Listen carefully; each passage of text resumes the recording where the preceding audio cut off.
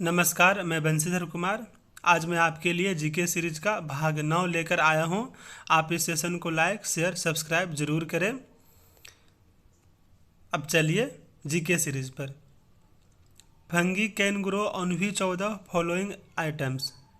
Option A bread, 2 pickles, 3 leather और 4 में clothes. तो ये चारों आइटम्स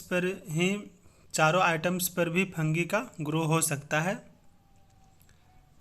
तो ये आंसर हो जाएगा ऑल ऑफ दोज।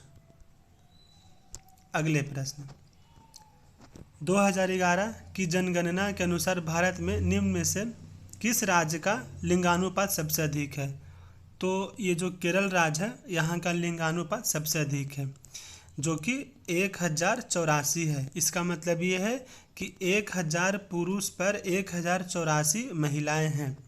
और सबसे कम लिंगानुपात हरियाणा का है, जो कि यहाँ का है 879। मतलब ये कि 1000 पुरुष पर 879 महिलाएं हैं। तो हरियाणा का लिंगानुपात सबसे अधिक और केरल का सबसे ज़्यादा।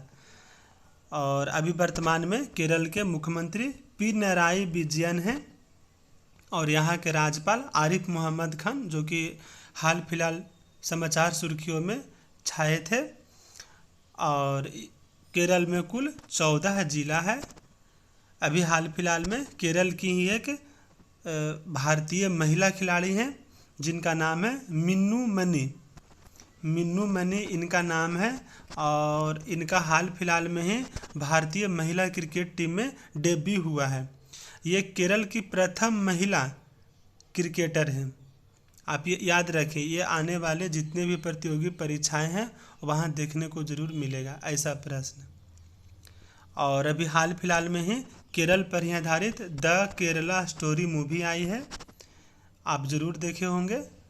ये इस मूवी के डायरेक्टर सुदीप्तो सेन ये बंगाल के हैं। और इस मूवी के जो प्रोड्यूसर हैं वो अमृतलाल विपुल शाह है। और अब तक ये मूवी 304 करोड़ कमा चुकी है। ये ब्लॉकबस्टर मूवी बन गई है। और ये जो मूवी है इसके लीड रोल में अदा शर्मा और भी इनके साथ में हैं 3 जन और हैं, जो कि एक है सिद्धि दनानी और सोनिया बिलानी और योगिता बिहानी। ये 4 अभिनेत्री हैं जो इन्हीं पर आधारित ये मूवी है। और लीड रोल में है अदा शर्मा। अगले प्रश्न, भारतीय संविधान का अनुच्छेद 17 किससे संबंधित है? ये अनुच्छेद 17 है जो कई एक बार परीक्षा में पूछा हुआ प्रश्न है। ये अस्पृश्यता के उन्मूलन से संबंधित है अनुच्छेद 17, आप ये याद रखें। अगले प्रश्न, निम्नलिखित में से किसने सल्तनत काल के 2 मूल सिक्के चांदी का टंका और तांबे का जीतल चलवाया था? तो ये इल्तुतमिश था जो चांदी का टंका और तांबे का जीतल चलवाया था।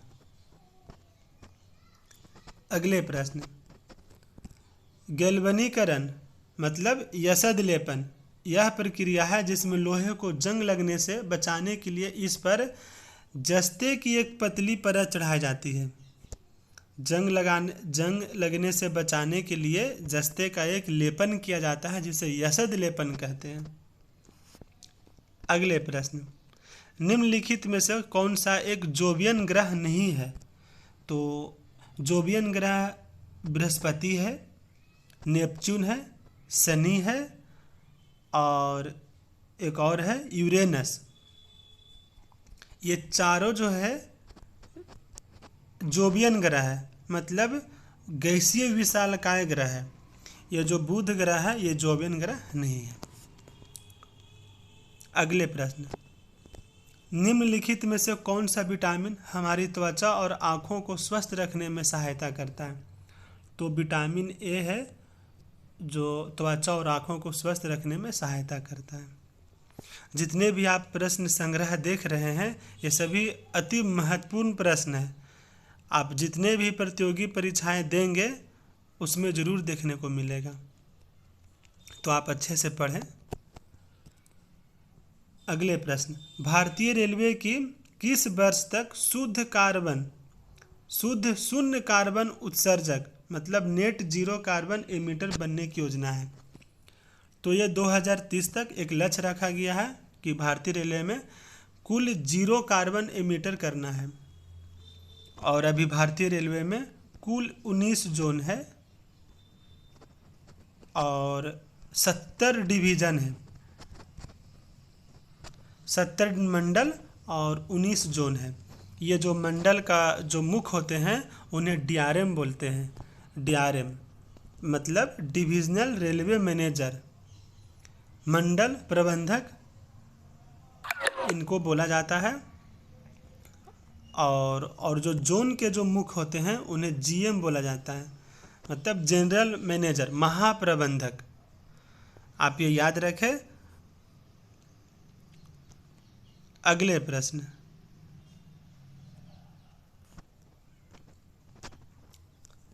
ब्रिटेन के किस प्रधानमंत्री ने 44 दिनों तक कार्यभार संभालने के बाद 20 अक्टूबर 2022 को इस्तीफा दे दिया था? तो ये लीज ट्रूस हैं जो 44 दिन तक ही रहे थे प्रधानमंत्री। इनके बाद ऋषि सुनक को बनाया गया था। ये एक भारतीय मूल के हैं और इनके पत्नी का नाम है अक्षता मूर्ति। आप नाम सुने ही होंगे।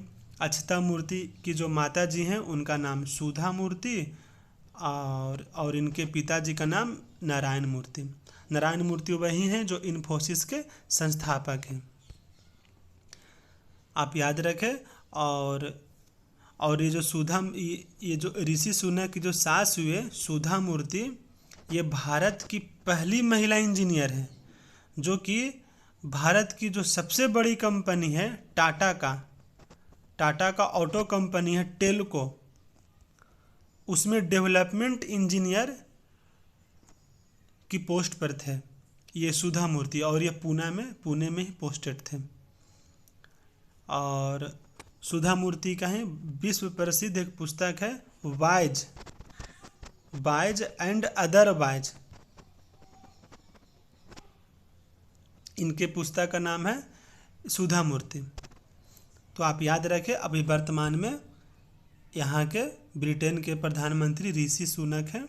ये पहले वित्त मंत्री थे वहाँ का। अगले प्रश्न, वर्ष 2011 की जनगणना के अनुसार नई दिल्ली जिले की साक्षरता दर कितनी है? ये याद रखिए, ये बहुत महत्वपूर्ण प्रश्न। नई दिल्ली जिले, तो यहाँ की साक्षरता दर 88.01% है 2011 की जनगणना के अनुसार। और पूरे भारत का साक्षरता दर है 74.04%।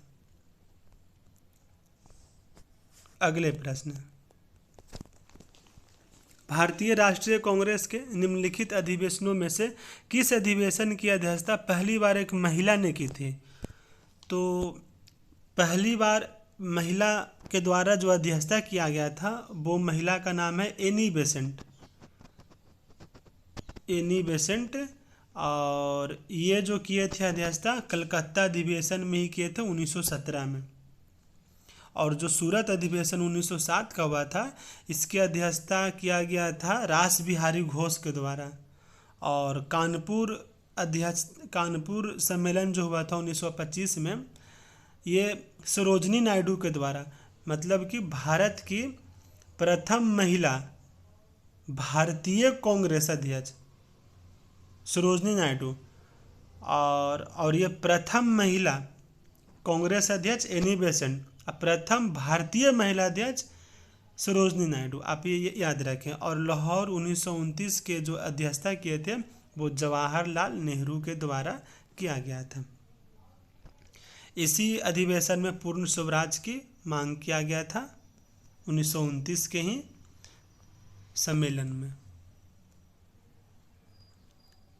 अगले प्रश्न, निम्नलिखित में से किसे पैराशूटिंग के लिए मेजर ध्यानचंद खेल रत्न पुरस्कार 2021 से सम्मानित किया गया है? तो पैराशूटिंग का संबंध इसमें से देखते हैं एलिमिनेट करके। प्रमोद भगत ये बैडमिंटन से संबंध है इनका। कृष्णा नागर ये भी बैडमिंटन। और सुमित अंतिल ये जेवलिन थ्रो। अभी भारत के प्रसिद्ध जेवलिन थ्रो नीरज चोपड़ा हैं और सुमित अंतिल भी पारा जेवलिन थ्रो हैं। और ये अवनी लेखरा हैं जो पैराशूटिंग है। तो इन्हें ही मेजर ध्यानचंद खेल रत्न पुरस्कार 2021 से सम्मानित किया गया है, अवनी लेखरा को। अगले प्रश्न, निम्नलिखित में से किस तत्व का उपयोग इसके आर्द्रता ग्राही गुणों के कारण मॉइस्चराइजिंग क्रीम और साबुन में किया जाता है?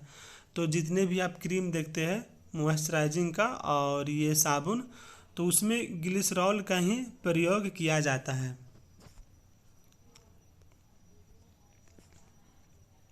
अगले प्रश्न, कुचिपुड़ी नृत्य शैली के किस गुरु को वर्ष 1998 में पद्म भूषण मिला था? तो कुचिपुड़ी जो नृत्य है, तो ये जो इस नृत्य के जो फेमस प्रसिद्ध नर्तक हैं वो हैं गुरु वेम्पति चिन्ना सत्यम। आप ये याद रखें, कुचिपुड़ी का प्रसिद्ध नर्तक हैं गुरु वेम्पति चिन्ना सत्यम। इन्हें 1998 में पद्म भूषण मिला था। उदय शंकर, आप रविशंकर का नाम सुने होंगे, और जो कि सितार वादक हैं रविशंकर, तो उन्हीं के ही भाई हैं उदय शंकर। ये एक विश्व प्रसिद्ध नर्तक थे। और गुरु विपिन सिंह ये मणिपुरी नृत्य के नर्तक हैं। और केलुचरण महापात्र ये भी नर्तक हैं जो कि उड़ीसा से हैं, और ये उड़िया नृत्य के नर्तक हैं केलुचरण महापात्र।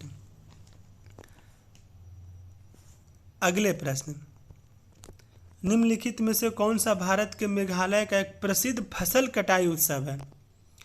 तो ये जो हॉर्नबिल उत्सव है ये नागालैंड में मनाया जाता है।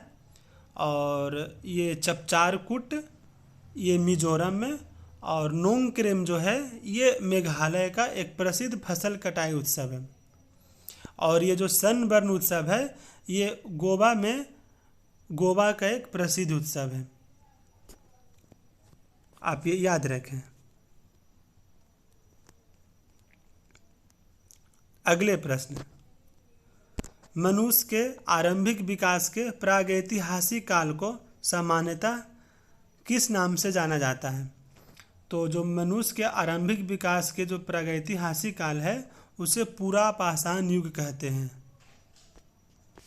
अगले प्रश्न, भारतीय संगीतकार और कंपोजर पंडित शिव कुमार शर्मा किसके एक सर्वश्रेष्ठ प्रतिपादक थे? तो इनका हाल फिलहाल में निधन हुआ है। 2021-22 में इनका निधन हुआ है। तो ये बहुत सारे परीक्षा में प्रश्न देखने को मिलेगा। तो ये संतूर, इनका संबंध संतूर वादक से है। आप ये याद रखें, पंडित शिव कुमार शर्मा का आप संगीत संतूर का संगीत आप सुने होंगे। आप यदि मूवी देखे होंगे डर, चांदनी, लम्हे, सिलसिला, ये जो मूवी का नाम जो अभी मैंने बताया, ये अगर आप देखे होंगे, अगर आप ये सभी मूवी का गाना सुने होंगे तो इनका भी म्यूजिक आप सुने होंगे। आप यदि नहीं सुने हैं तो आप ज़रूर सुने, ये मूवी देखे भी।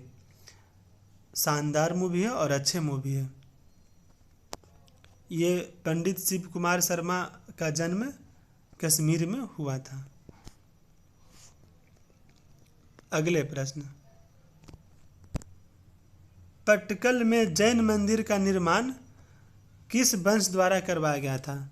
तो यहाँ जैन मंदिर का निर्माण राष्ट्रकूट वंश द्वारा करवाया गया था। और ये जो शहर है पटकल ये कर्नाटक में है। और ये मालप्रभा नदी के किनारे बसा हुआ शहर है। मालप्रभा नदी किनारे, मालप्रभा नदी ये जो नदी है ये कृष्णा नदी की एक सहायक नदी है। आप जितना भी अभी इस सीरीज में प्रश्न देखे हैं ये आने वाले कई एक सारे परीक्षा में देखने को मिलेगा। आप अच्छे से देखें, वीडियो को ज़्यादा से ज़्यादा लाइक, शेयर, सब्सक्राइब जरूर करें। जय हिंद।